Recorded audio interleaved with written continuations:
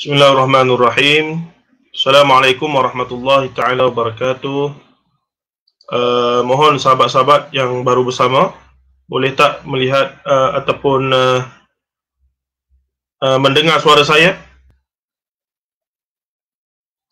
Saya mohon sahabat yang baru masuk ya, apakah boleh mendengar suara saya dengan jelas ataupun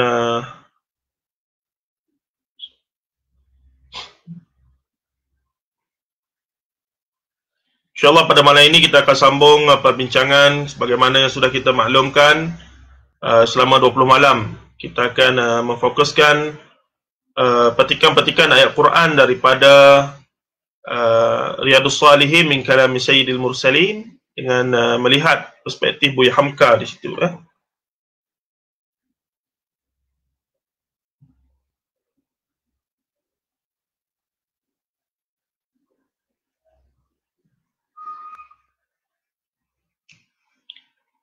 Baik, saya mohon bertanya jika sahabat-sahabat yang boleh komen sikit sama ada dengar suara saya ataupun tidak ya.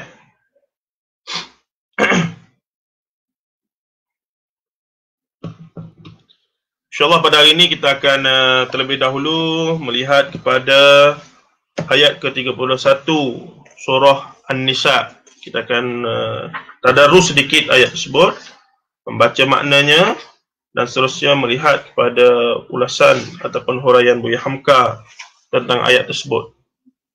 Baik, saya masih menantikan jika ada sahabat-sahabat yang boleh komen tentang suara saya, apakah didengari ataupun tidak. Kalau tidak ada, saya terpaksa buka sekejap. Okey.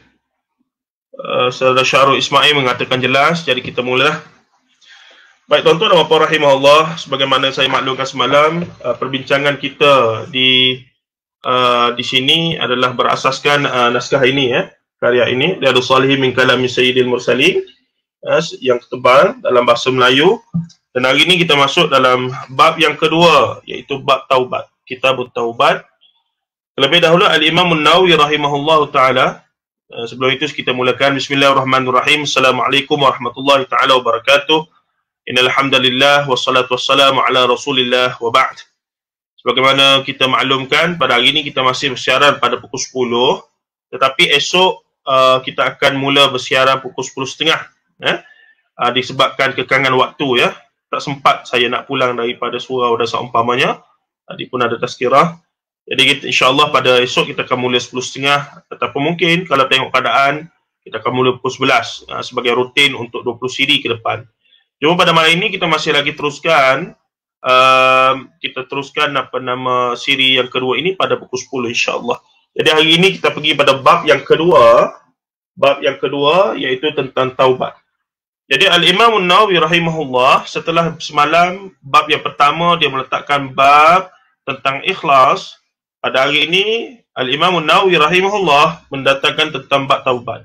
Ini menunjukkan satu mesej bahawa taubat seolah-olah ada satu perkara yang begitu penting dan utama dalam Islam. Taubat adalah satu benda yang diberi perhatian, bukan satu benda yang secondary, tapi primary dalam Islam. Ya. Sebab itulah pada mukaddimahnya, Al-Imam An-Nawawi mendatangkan syarat-syarat taubat. Bulan Ramadan adalah bulan yang terbaik. Jangan pernah kita tangguhkan taubat kita kepada Allah Ta'ala, tuan-tuan. Setiap kali kita terbuat dosa ataupun berbuat dosa dengan sengaja, maka segerakanlah untuk sengaja juga bertaubat kepada Allah dan berusaha sungguh-sungguh untuk tidak mengulangi. Dan kata Imam Nawawi rahimahullah dalam memetik kata para ulama, Imam Nawawi kata bertaubat daripada dosa adalah satu kewajipan. Setiap kita, kullu bani Adam khata' wa khairul khata'ina tawwabun. Setiap daripada anak Adam itu adalah pendosa ataupun orang yang berbuat dosa. Kita semua tidak orang lain termasuk yang bercakap ini. Maka kewajipan untuk kita, kerana kita sedar kita ini adalah hamba Allah yang sentiasa buat dosa, adalah kita mesti bertaubat kepada Allah Ta'ala. Cuma yang difahami taubatan nasuha, itu taubat yang besar. Tapi di sana juga ada taubat-taubat yang segera perlu kita lakukan. Taubat yang kita kata tidak boleh ditangguh-tangguh itu. Maka kata Imam Nawawi, Bertaubat daripada dosa adalah satu kewajipan. Sekiranya dosa yang dilakukan itu berkaitan dengan hak Allah, yakni dosa kita dengan Allah, dosa dalam bentuk ibadah, maksiat kepada Allah, keingkaran kepada perintah Allah, yakni apa dia, solat, puasa, zakat, haji, itu semua dengan Allah Ta'ala.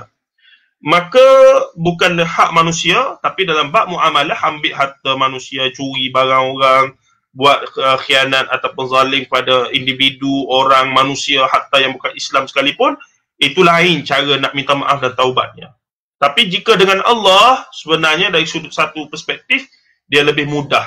Dia lebih mudah jika kita mohon maaf daripada Allah Azza wa Jalla. Baik. Jadi ada 3 syarat jika kita benar-benar mahu bertaubat kepada Allah Azza wa Jalla. Bukan kepada manusia, ya. Kalau kepada manusia, mesti mendapatkan keredaan manusia itu. Siapa pun dia, mak ayah kita ke, adik-beradik ke, jiran-jiran ke, sahabat handai ke, orang yang kita tidak kenal ke, rakyat di bawah naungan kita ke, pekerja bawah, itu perlu kita dengan minta daripada mereka sendiri. Tapi dalam konteks dengan Allah, Maha Suci, Maha Besar, Maha Pengasih Allah Ta'ala, cukup kita meminta dengan Allah sendiri. Ini hebatnya kalau kita tengok dia punya syarat-syarat di sini. Ada 3 syarat, tuan-tuan. Saya tunjukkanlah supaya nampak sikit. Dah bagusnya kitab ni dia dalam bahasa Melayu tinggi, yang mudah untuk kita faham, yang tidak lari konteks asal daripada kitab yang asal. Kata Imam Nawawi rahimahullah, 3 syarat taubat kepada Allah. Yang pertama, perlu berhenti daripada terus melakukan dosa tersebut. Bila dah taubat, mesti stop daripada terus melakukan hal yang tersebut. Tidak bolehlah bertaubat, kemudian lakukan dan seumpamanya. Tapi taubat yang sebenar-benar taubat, nak tahu taubat kita itu diterima oleh Allah ataupun tidak, maka antaranya adalah kita tidak lagi mengulangi langsung perbuatan dosa tersebut setelah kita bertaubat kepada Allah Azza wa Jalla. Jadi itu antara cara ataupun kaedah kita bertaubat kepada Allah dan tanda taubat kita diterima oleh Allah Azza wa Jalla. Yang kedua, setelah kita bertaubat dan berhenti, maka kita perlu ada penyesalan. Kata Imam Nawawi, yang kedua, perlu menyesal kerana melakukan dosa itu. Perlu menyesal kerana melakukan dosa itu. Mesti menyesal yang sesungguhnya. Sesal yang sesungguhnya. Macam kita lah kalau kita terbuat dosa. Maka kita rasa tak sedap dalam hati. Kita rasa bersalah. Maka itu menunjukkan, kata para ulama, kita masih ada iman dalam hati. Tapi bila kita buat satu benda dosa yang jelas, maka tidak ada rasa langsung dalam hati bersalah, risau, takut, khawatir, maka tahulah bahawa sudah banyak dah kita punya hati itu ditarik dia punya, kita kata, iman. Dah makin menipis iman dalam dada kita, dalam jiwa kita. Wa'iyadzubillahi min dzalik. Hadza, tuan-tuan, janganlah kita minta hal yang demikian, kerana kebimbangan, kerisauan kita dalam menunaikan perintah Allah Azza wa Jal, jika kita tertinggal dengan sengaja ataupun tidak sengaja, adalah satu nikmat daripada Allah Azza wa Jalla kepada kita. Yang ketiga, perlu bertekad tidak mengulangi dosa yang sama pada masa akan datang. Jadi 3 syarat taubat kepada Allah. Yang pertama apa dia? Berhenti dari itu melakukannya. Yang kedua, menyesal sungguh-sungguh daripada melakukan dosa tersebut. Yang ketiga, bertekad tidak akan mengulangi dosa yang sama pada masa hadapan. Dan bila kita berjaya, maksudnya lepas tu kita tinggal sungguh-sungguh dosa tersebut, itulah tanda. Jika soalannya, apakah kita kata petanda taubat kita diterima oleh Allah, maka itulah antara tandanya taubat kita diterima oleh Allah Azza wa Jalla. Baik, kita berhenti itu mukaddimahnya dalam bab yang kedua ini. Jadi Al-Imam Nawawi pun membicarakan panjang lebar lagi sebelum dia masukkan hadis-hadis Nabi SAW. Ada lebih kurang dalam bab ini 9 ataupun banyaklah hadisnya. Satu hadis yang cukup panjang di belakang sana, panjang lebar, ada 12 hadis dan satu hadis yang cukup panjang. Sudah pastilah kita tak mampu nak baca semuanya. Jadi pada hari ini terlebih dahulu sebagaimana biasa kita tengok Al-Imam Nawawi bila nak bincang hadis-hadis berkaitan dengan taubat tadi, sebagaimana kita sebut semalam, metodologi beliau adalah mendatangkan dulu ayat-ayat Quran daripada kalam Allah Azza wa Jalla. Ini sebagai adab, sebagai metod, sebagai satu petanda bahawa apa saja yang kita nak bincang tentang Al-Quran, tentang hadis, tentang agama ini, mesti bermula daripada Al-Quran terlebih dahulu. Barulah pergi kepada hadis, dan hadis melengkapkan ataupun menghuraikan, memahamkan, ataupun hadis adalah bentuk practicality kepada Al-Quran itu sendiri. Makanya Al-Imam Nawawi rahimahullahu ta'ala telah mendatangkan 3 ayat Quran dalam membincangkan hal taubat ini. Iaitu yang pertama daripada surah An-Nur ayat ke-31. Ayat ini sebenarnya berkaitan dengan hukum aurat ataupun hukum memperlihatkan perhiasan. Nanti kita akan tengok secara sepitah lalu, ya. Tapi di akhir ayat tersebut berbunyi watubu ilallahi jami'a ayyuhal mu'minuna la'allakum tuflihun. Itu ayat terakhir dia ada watubu, dan bertaubatlah ilallah kepada Allah jami'a secara keseluruhan. Nanti kita akan tengok konteks ayat itu secara keseluruhan jika sempat ataupun secara sepitah lalu laju, ya. Baik, kemudiannya Al-Imam Nawawi mendatangkan ayat dalam surah Hud ayat 3 yang bermaksud hendaklah kamu minta ampun kepada Tuhanmu, kemudian hendaklah kamu kembali taat kepadanya. Dan yang ketiga surah At-Tahrim, ini ayat yang masyhur, tubu ilallahi taubatan nasuha. Tu istilah taubatan nasuha disebutkan oleh Allah Azza wa Jalla surah At-Tahrim yang berbunyi wahai orang-orang yang beriman, bertaubatlah kamu kepada Allah dengan taubat yang sungguh-sungguh. Ya ayyuhalladzina amanu tubu ilallahi taubatan nasuha. Baik, itu 3 ayat Quran. Kita sebagaimana semalam tak mampu nak ambil dan tengok tafsiran 3 ayat secara tadabbur, 3 ayat secara serentak. Maka kita ambil satu ayat sahaja, iaitu ayat yang pertama tadi, surah An-Nur. Ayat yang agak panjang, tapi tak apa, kita pergi secara sepitah lalu laju. A'udzu billahi minasy syaithanir rajim. Wa kullil mu'minati yaghdudna min absarihinna wa yahfazna furujahunna wa la yubdina zinatahunna illa ma zahara minha wal yadribna bikhumurihinna ala juyubihinna ولا يبدين زينتهن إلا لبعولتهن أو آبائهن أو آباء بعولتهن أو أبنائهن أو أبناء بعولتهن أو إخوانهن أو بني إخوانهن أو بني أخواتهن أو نسائهن أو ما ملكت أيمانهن أو التابعين غير أولي الإربة من الرجال أو الطفل الذين لم يظهروا على عورات النساء ولا يضربن بأرجلهن ليعلم ما يخفين من زينتهن وتوبوا إلى الله جميعا أيها المؤمنون لعلكم تفلحون. Sadaqallahul Azim. Maksudnya, dan katakan pula kepada orang-orang yang beriman. Saya gunakan naskah ini, ya. Tafsir Al-Azhar, surah An-Nur, juzuk yang ke-18 ini. Muka surat, berapa tu? Muka surat 222. Tengok bagaimana Buya Hamka mentafsirkan ataupun menterjemahkan ayat hukum. Sebenarnya ini salah satu ayat hukum berkaitan dengan aurat, berkaitan dengan perhiasan dan seumpamanya.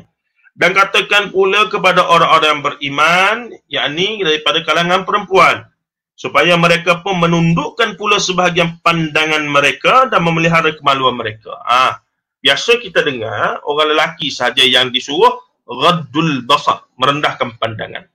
Ternyata dalam Al-Quran ayat ke-31 dalam surah An-Nisa ini, ataupun surah An-Nur ini pun ada arahan kepada para wanita untuk menundukkan pandangan mereka, untuk menundukkan sebahagian pandangan mereka, bahkan memelihara kemaluan mereka. Dan jangankan mereka perlihatkan perhiasan mereka kecuali kepada yang zahir sahaja. Dan hendaklah mereka menutup dada mereka dengan selendang. Inilah ayat yang mendatangkan tentang penutupan jilbab dan seumpamanya, ya.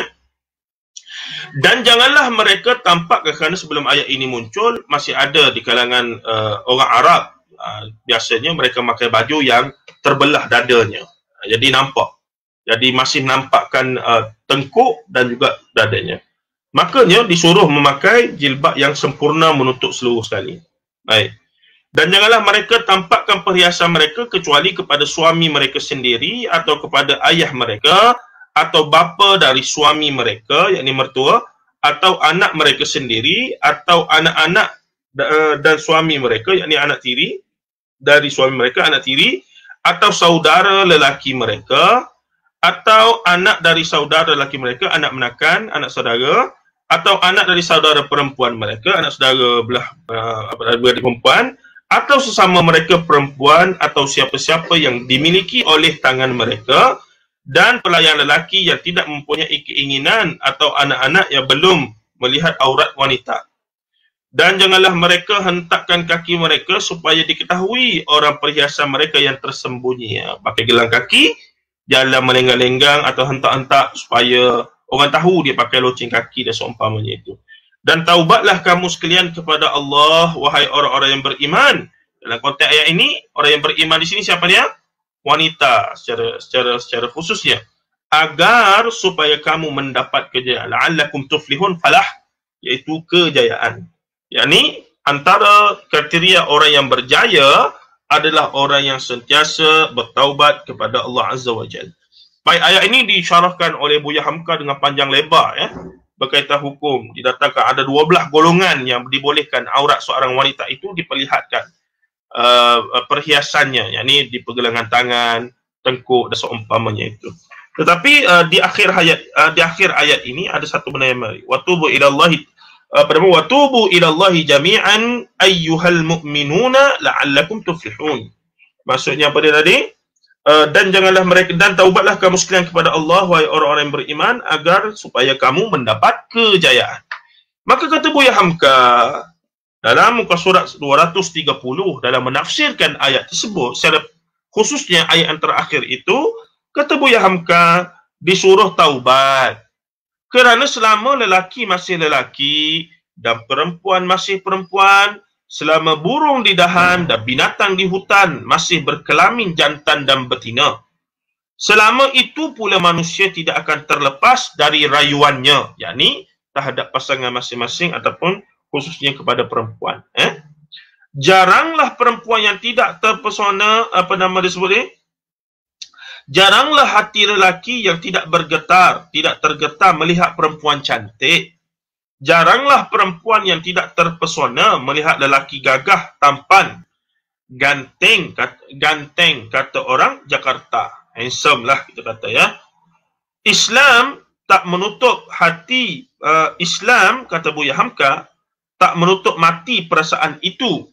Islam tidaklah menafikan perasaan itu, sebab itu memang satu bentuk kita katakan fitrah manusiawi. Tetapi kena jaga dia. Tetapi Islam menyuruh menjaganya baik-baik, kena jaga dia dan mengaturkan supaya dituntun oleh iman.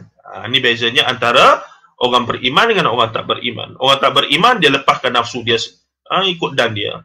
Orang beriman dia gunakan iman dia itu untuk didik, jaga, bersabar dengan nafsu dia itu. Sebab apa? Nafsu ini tadi akan digunakan di mana? Di akhirat kelak, dalam syurga. Nafsu yang sama akan digunakan dalam syurga unlimited. Tidak ada batasan. Kamu nak buat apa? Apa yang nafsu kita nak pada masa itu?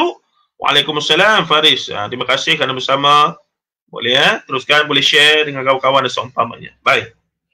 Katanya lagi apa dia? Islam, tetapi Islam menyuruh menjaganya baik-baik dan mengaturnya supaya dituntun oleh iman. Diperintahkan membatasi diri, menundukkan mata, ghaddul basar, bukan lelaki saja, ternyata wanita juga kena ghaddul basar. Tambah-tambah musim emas murah ni tuan-tuan, ya.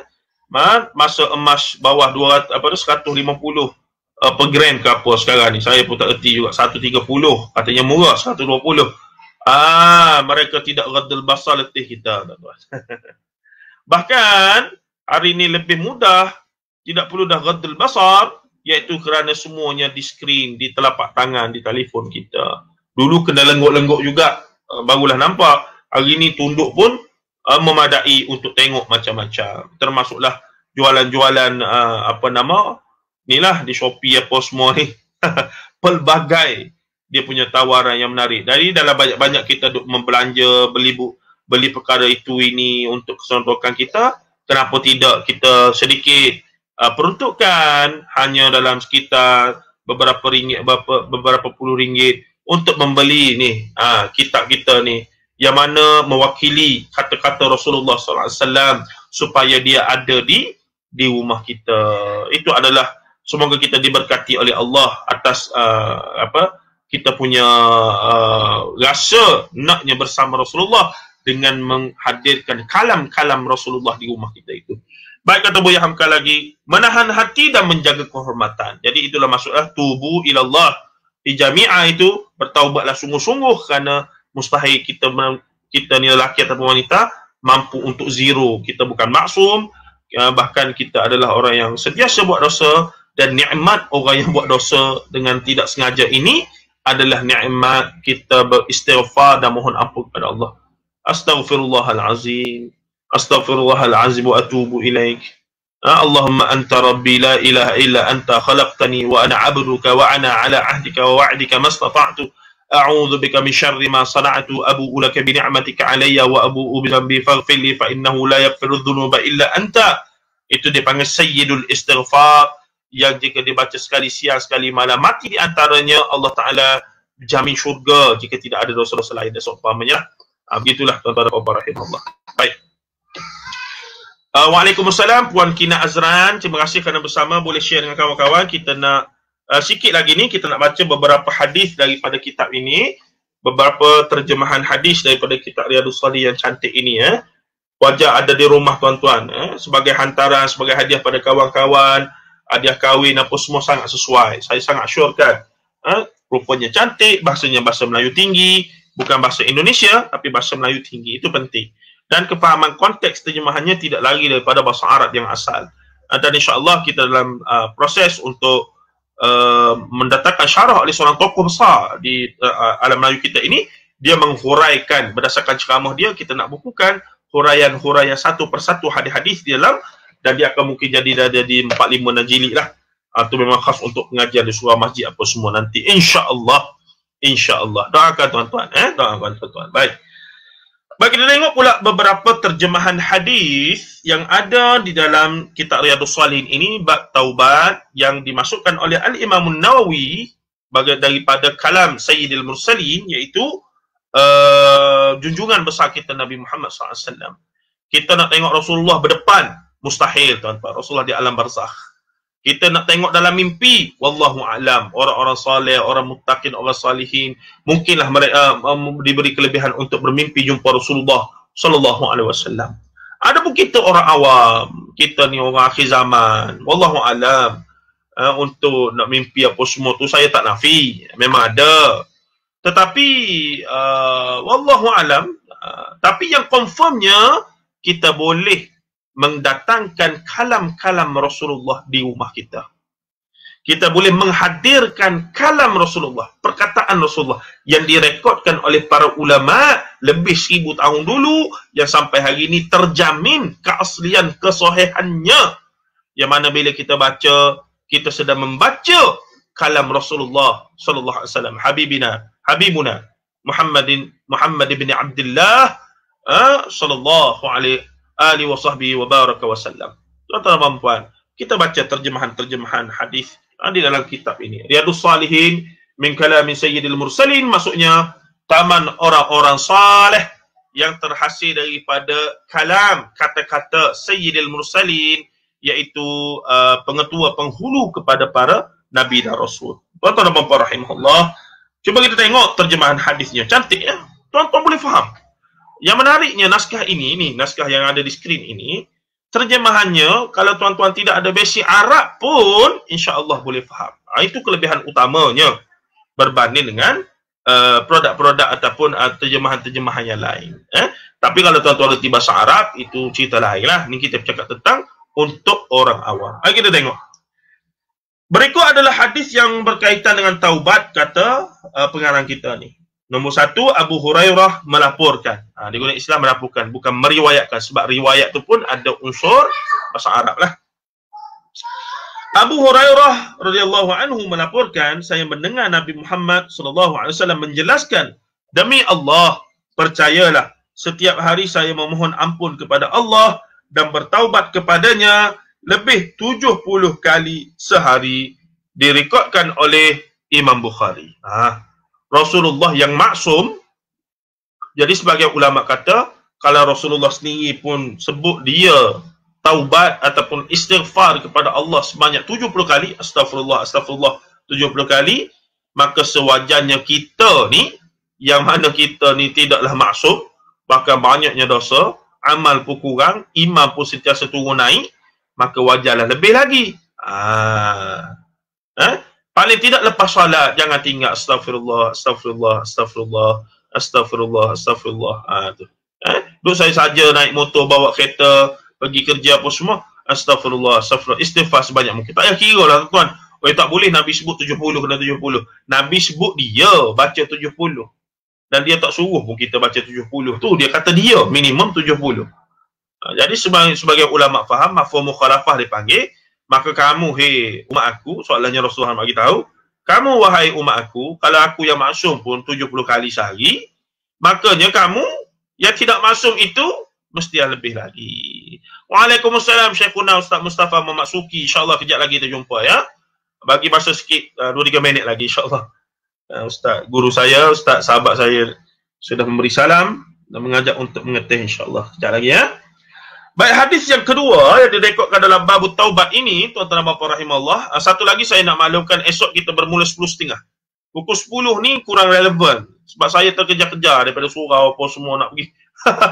Jadi kita ambil masa sikit 10.30, tuan-tuan pun dah balik rumah apa semua, dalam perjalanan balik terus boleh buka kita punya live ini yang berbaki lagi 18 hari insya-Allah.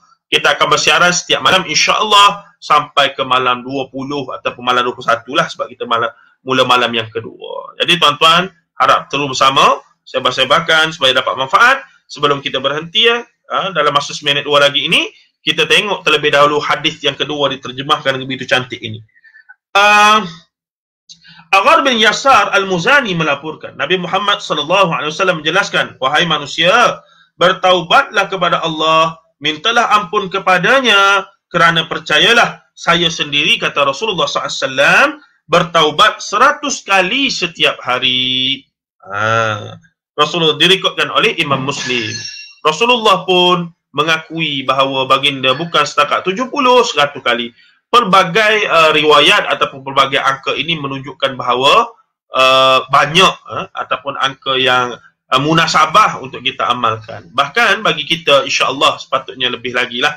Jadi bulan-bulan puasa ni tuan-tuan, bulan yang 24 jam diberkati oleh Allah secara khusus, why not kita usahakan. Kalaupun tidak mampulah untuk istighfar, astagfirullah, astagfirullah, tak nak kira dengan tangan lah apa semua, sebenarnya tak payah kira-kira, tak payah ada-ada pun. Okey, ni ada soalan. Ustaz, macam mana nak tahu taubat kita diterima? Kita sudah jelaskan tadi. Saudara Hairul ni masuk lewat ni, dia tak dengar dari awal ya. Tak apalah, kita jelaskan sekali lagi. Antara tanda taubat kita diterima adalah kita tak ulang lagi dosa tersebut. Syarat, 3 syarat utama tadi. Apa dia tadi? Yang pertama, taubat sungguh-sungguh perlu berhenti daripada melakukan dosa itu. Yang kedua, perlu menyesal daripada melakukan dosa itu. Yang ketiga, perlu bertekad tidak lagi mahu mengulangi dosa itu. Dan jika kita berjaya ketiga-tiga ini, maka tahulah kita bahawa taubat kita telah diterima oleh Allah Azza wa Jalla. Kalau kita masih melakukan dosa yang sama, maka tahulah kita taubat kita belum diterima, tetapi pintu taubat masih terbuka. Maka teruskan bertaubat. Teruskan bertaubat. Kemudian buat lagi, teruskan bertaubat lagi. Dalam keadaan setiap kali kita buat itu ataupun kita bertaubat itu dengan niat sungguh-sungguh kita nak tinggal dah. Tapi nampak macam mana akhirnya terbuat juga. Itu dalam hadis lain kita akan jumpa nanti pengulangan taubat itu. Dan di sini Imam Nawawi menyebutkan begini, akan ada bahagian lain Imam Nawawi kata begitu. Itu antara nak katanya kesesuaian konteks Baik, sebelum itu dua hadis ni kita dah baca, hadis yang menunjukkan jumlah istighfar ataupun taubat. Taubat yang terbaik antara yang masyhur adalah istighfar lah. Istighfar dia apa dia? Mohon ampun daripada Allah. Lafaznya apa dia? Astaghfirullah, tuan. Paling mudah ringkas, astaghfirullah. Astaghfirullah. Astaghfirullah. Duduk saja astaghfirullah. Astaghfirullah. Astaghfirullah. Bawa motor, bawa kereta ni, musim-musim puasa ni kita pergi kerja awal, astaghfirullah, astaghfirullah, balik astaghfirullah, astaghfirullah. Amalkan, biasakan dan seumpamanya. Wallahu taala alam. Kita berhenti di situ. Saya harap tuan-tuan dapat manfaat dan insya-Allah kita jumpa lagi pada malam esok dengan tajuk yang seterusnya, iaitu berkaitan dengan babun apa dia? Kitabus sabar, iaitu sabar, iaitu sabar insya-Allah. Wassallallahu alaihi wasallam Muhammad wa ala alihi wa sahbihi ajma'in. Walhamdulillahi rabbil alamin. Assalamualaikum warahmatullahi taala wabarakatuh. Terima kasih tuan-tuan. Kita bersama lagi insya-Allah.